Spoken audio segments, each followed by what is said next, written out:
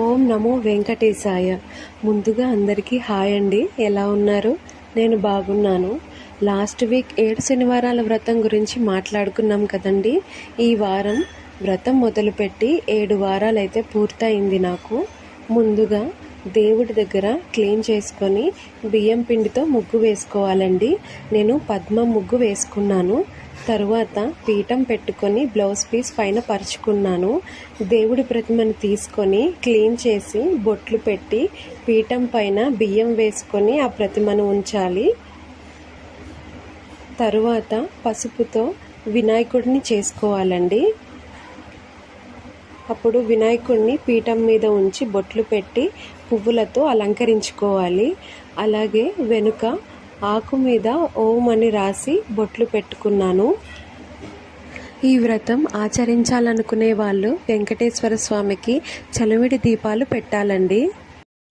దానికి కావలసిన పదార్థాలు ఏంటంటే బియ్యం పిండి, వరిపిండి అండి, అలాగే ఆవు నెయ్యి, ఆవు పాలు, కొంచెం బెల్లం తురుము కావాలండి. ఇవన్నీ మిక్స్ చేసుకొని చలివిడి ముద్దలా తయారు చేసుకోవాలి. ఆ ముద్దని చిన్న చిన్న ఉండలుగా చుట్టుకొని వేలితో ప్రెస్ చేసుకోవాలండి. అప్పుడు అది ప్రమిద ఆకారంలో వస్తుంది. గోవిందుడు అలంకార ప్రియుడు కదా, నేను ప్రమిదలన్నింటినీ గోవింద నామాలతో అలంకరించుకున్నానండి. మీరు ఈ దీపాలు ఆవు నెయ్యితో కానీ లేదంటే నువ్వుల నూనెతో కానీ వెలిగించవచ్చు. నేను ఆవు నెయ్యితో వెలిగించానండి. అలాగే ఈ వ్రతంలో చలివిడి దీపాలు పెట్టడానికి ఎన్ని ఒత్తులు వేయాలి అని చెప్పేసి చాలామందికి సందేహం ఉంటుంది. మనం నిత్య దీపారాధన చేసుకునేటప్పుడు 2, 3 లేదా 5 ఒత్తులను వెలిగించవచ్చండి. కానీ ఈ వ్రతంలో వెంకటేశ్వర స్వామికి ఒక్కొక్క దీపంలో 7 ఒత్తులనైతే వేయాలండి. అలాగే దీపం వెలిగించేటప్పుడు మీరు అగ్గిపుల్లతో అస్సలు వెలిగించొద్దండి. డైరెక్ట్గా అగరబత్తిని కానీ లేదంటే ఏకహారతిని కానీ ముందు వెలిగించుకొని ఆ తరువాత వాటితో ఈ దీపాలను వెలిగించాలి. వెంకటేశ్వర స్వామికి తులసి దళాలు ప్రీతికరం. మీకు వీలైనంత 2 కానీ 3 కానీ ఆకులైనా పర్వాలేదండి. తులసి ఆకులైతే వెంకటేశ్వర స్వామి ముందు ఉంచండి. మీరు ఈ వ్రతం ఆచరించాలనుకుంటే ఏ నెలలో అయినా ఏ శనివారం అయినా మొదలు పెట్టచ్చండి. మీరు మొదలుపెట్టిన శనివారం ఏకాదశి అయితే ఇంకా చాలా మంచిదండి. నేను ఈ వారం వ్రతంలో పాలు, బెల్లం పానకం, అలాగే పులిహోర నైవేద్యంగా చేసి పెట్టానండి.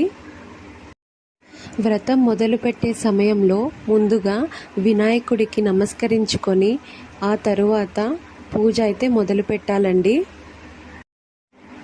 ఎవరైతే సంపాదన పరంగా సమస్యలు ఎదుర్కొంటున్నారో ఈ వ్రతం వారికి ఖచ్చితంగా మంచి ఫలితాన్ని ఇస్తుందండి. మీ కష్టాలు తీరి మీ సంతోషాలు కొని తెచ్చుకుంటారు. పోయిన వారం పీఠం పెట్టి చేసుకునే వీలు లేదని చెప్పాను కదండి. ఈ వారం మా చిన్నోడు ఇంకా నిద్ర లేవలేదు. వాడు లేచేలోపు పూజ త్వరగా ముగించుకుందామని చెప్పేసి పీఠం పెట్టి ఇలా అయితే చేసుకున్నాను పూజ. అన్నింటికన్నా ముఖ్యమైన విషయం, వెంకటేశ్వర స్వామి వడ్డీ కాసుల వాడు కదండి. అందుకే ఈ 7 శనివారాల వ్రతాన్ని 7 శనివారాలు మాత్రమే చేయకూడదు. ఖచ్చితంగా 8వ వారం కూడా ఇలాగే చేసుకోవాలి. మీరు ఇలా పిండి దీపాలు ఈ వ్రతంలోనే వెలిగించాలి అని ఏం లేదండి. మీరు నిత్య దీపారాధన చేసుకున్నప్పుడు కూడా రోజు ఇలా పిండి దీపాలు తయారు చేసుకొని వెలిగించవచ్చు.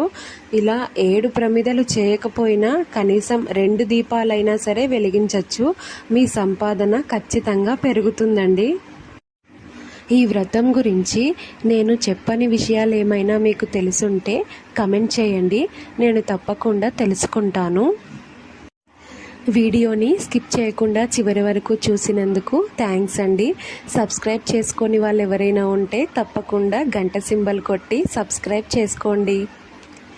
ఓం నమో వెంకటేశాయ.